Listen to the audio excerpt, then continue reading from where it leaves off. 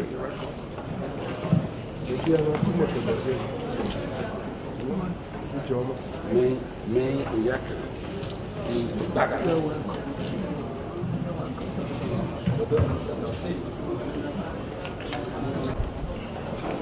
this one, no. This one for you. They don't want to.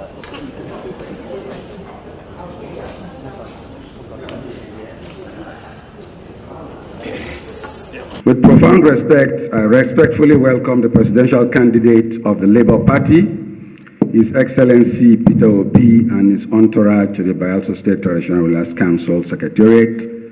On behalf of the monarchs, other traditional rulers, and people of BAYELSA State, you are without any iota of a doubt and undisputed Owe that has come to our council today. Owe Buddha. We are pleased to have a champion in our midst today.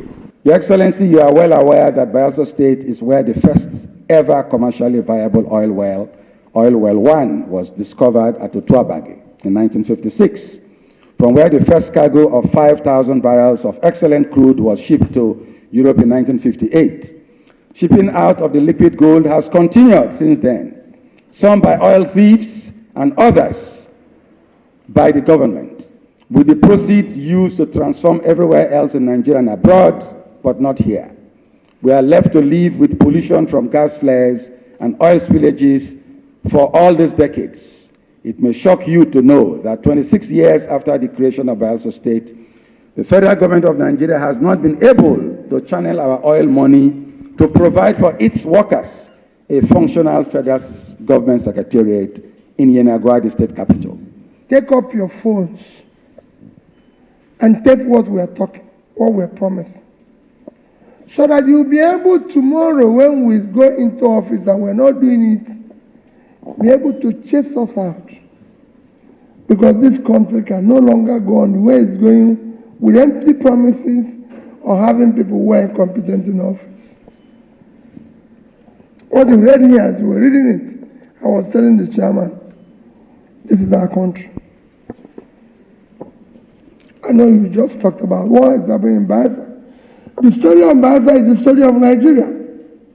The total, I called the first state yesterday, and people said to me, Peter, why is that you say Nigeria is a first state? You shouldn't have. That is qualified for a first state. The two major measures of a first state is when you are no longer in control of your territory. We know that we are no longer in control of this territory because bandits, criminality, and everything have taken over. Everybody now lives in fear. And when you're no longer in control of your economy, we're no longer in control of our economy. Nobody knows what a bag of rice will cost tomorrow. Nobody knows what a bag of garri will cost tomorrow. What you do now is that you give your people money. If they buy anything, then that is the price. Whatever price they come back with, that's it. Nobody knows the rate of exchange. Everything. That is the story of your country, which you know very well. People who are stealing all your people in government, let nobody tell you it's just small people who are taking buckets. No. The major oil stealing, the major people stealing oil are people in government. You use tanker to steal oil. It's not sweet you put in your pocket. It has to come with a big tanker. And we have a navy, we have a military, we have a security system. We monitor our waters when they come to carry it. And when they leave, they supervise it. And when you read what there is there, and what we're losing, because we are no longer meeting our quota, you find that if we have allowed it to go the way it's going and meet our quota, we'll be able to solve East-West Road. How much will East-West Road cost?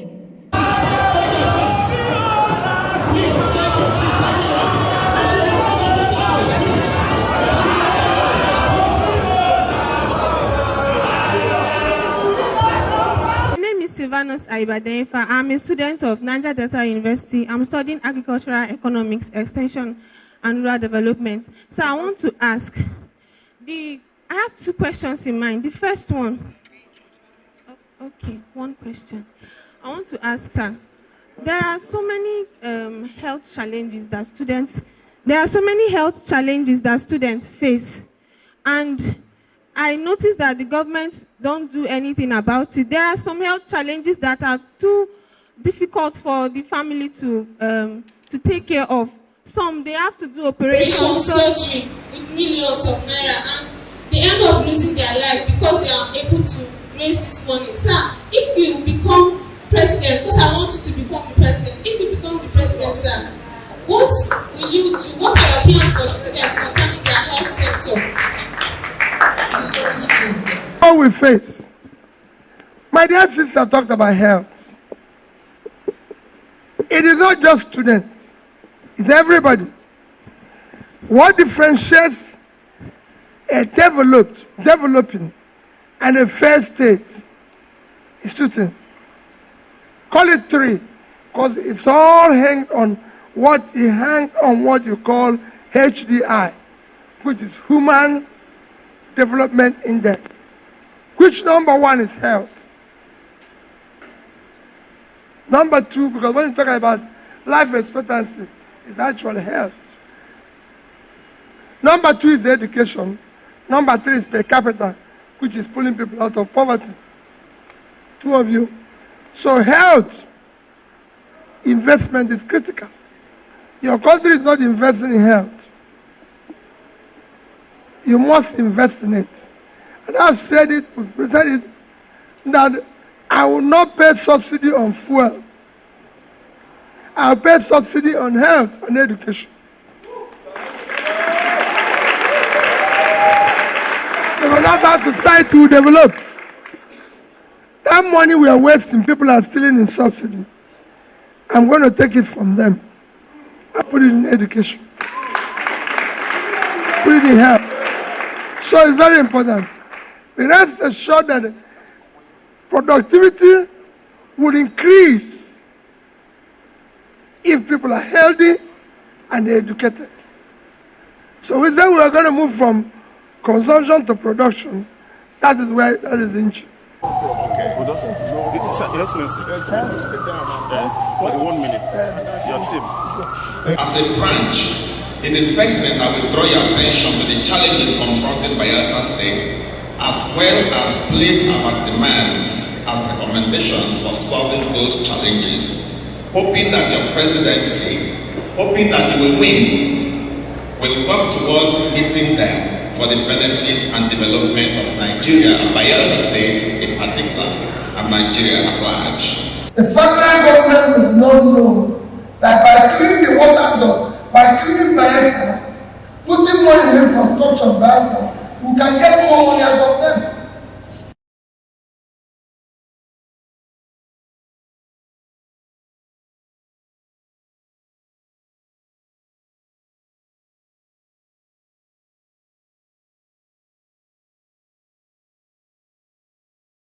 We have made some points here, which I'm going to read out a few of them for your consideration when you become the president of this country. One of the points we are asking you to consider is the structural adjustment and devolution of power with more resources for the sub-regions. This will help the regions to develop at their own pace and will help the country to grow. We want you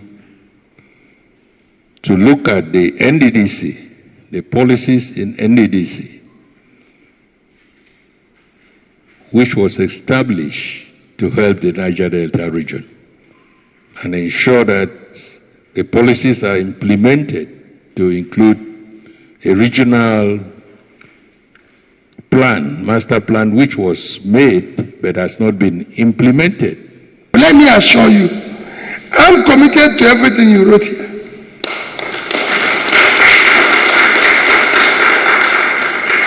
Whatever I say I want them to tape it. A new Nigeria is possible.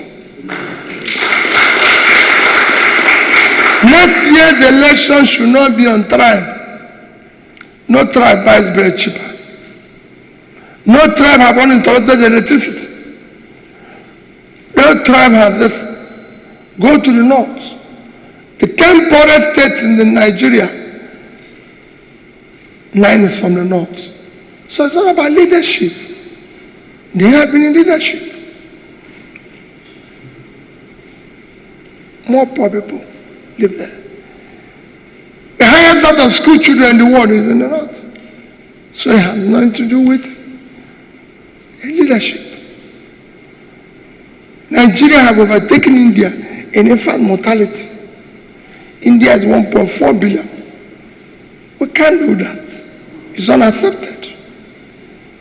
Our country has been criminalized. Even the oil that we're supposed to do, we're losing it because people are stealing it. Don't think that those stealing oil are those who are taking it one bucket. No. We know those who are stealing it. Those in government. They are the ones stealing the oil. That's why they don't want to protect it. And they know that. We can't have it. We're looking for every corner. We're the only oil producing country today without sanction, which Venezuela, that is not meeting up their quota. Because all the oil companies, they're no longer investing, and whatever we have, we could not. And we're losing money at a time we need every time. In July and August, Mr. Chairman, we lost about $5 billion.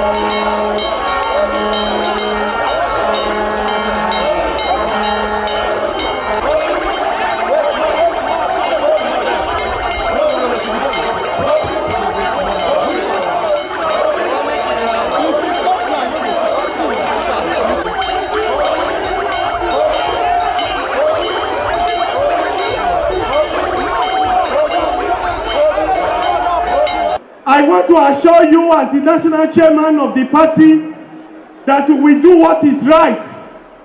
We want to assure you that we will provide leadership that will change the country for the better. As of today, our presidential candidate Peter Obi is the best among all presidential candidates. He has the pedigree, he has the character, he has the capacity, he has what it takes to turn the country around. And therefore, without further waste of time, I want to call him to come and speak to you, to come and unveil his program to you. Go and verify our background. I and Daddy are well creators. He has worked hard, I've worked hard, we've created wealth, and that's what we want to do with Nigeria. You can go and check our schools where we have passed, take what we are doing. When we say we are going to fight corruption, we will fight it. Because we have been doing something. Daddy went to school, everybody knows his secondary school, everybody knows his university, everybody knows where he did PhD. Everybody knows my secondary school. I went to CKC, I went to Suka. You can go and see the other places I went. It's all documented and written, whether it's Lagos Business School, whether it's Harvard, whether it's Columbia. Everybody knows the school. None of them is hidden. This job requires people who are competent. It requires people who have capacity. It requires people who have commitment. Above all, it requires physical and mental energy.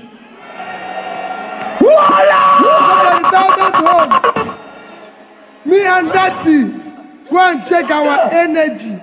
Go and check our age. We are committed to this. A new Nigeria is possible.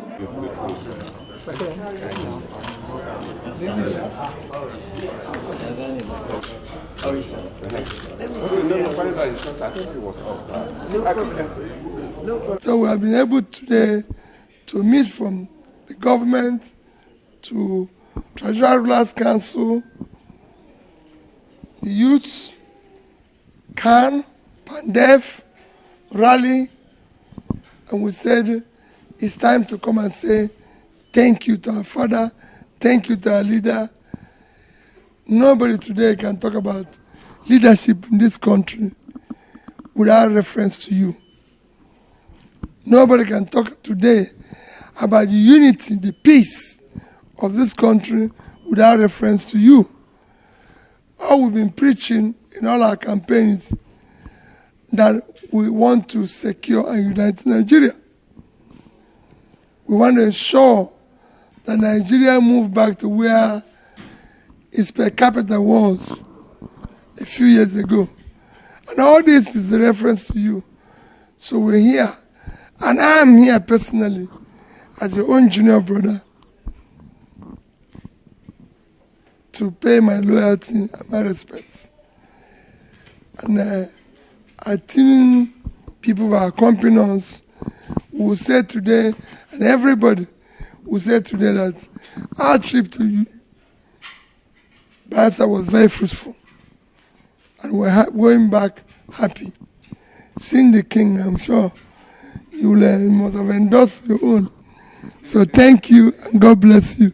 To use this unique opportunity to encourage you in what you are doing. And Nigeria, for us to move forward, we need unity. So many countries, when you talk about in the late 50s, early 60s, there was prediction that Nigeria and XYZ countries will be at par. I don't want to go into mentioning those names. And you normally ask yourself, why are we still where we are? This was predicted by intellectuals, not ordinary people. People who study the world and look at the world trends and predicted that Nigeria, Brazil, India, blah, blah, blah, will be this. All those countries have left us. But we are still where we are. And we Nigerians must ask ourselves one question. Why have we not been able to move with others? There is, in terms of tribal sentiment, racist sentiments, and so on, it's almost every nation. But the degree we have in Nigeria is very debilitating. It's what is pushing us backward. We have a country that we don't believe we belong into that country.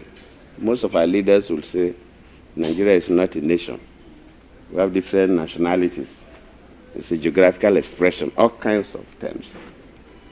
And I believe that the young people especially, if we must move forward, we must leave those sentiments aside. Every nation, every country, they have their own history. A Nigerian must see himself as a Nigerian. And we must see ourselves as one. And if I am the president, if the best person to hold a particular office is either from Enugu or from Ibadan or from Sokoto or from Yenagua or from Calabar, it doesn't matter. And until we get to that point, as a nation, we cannot move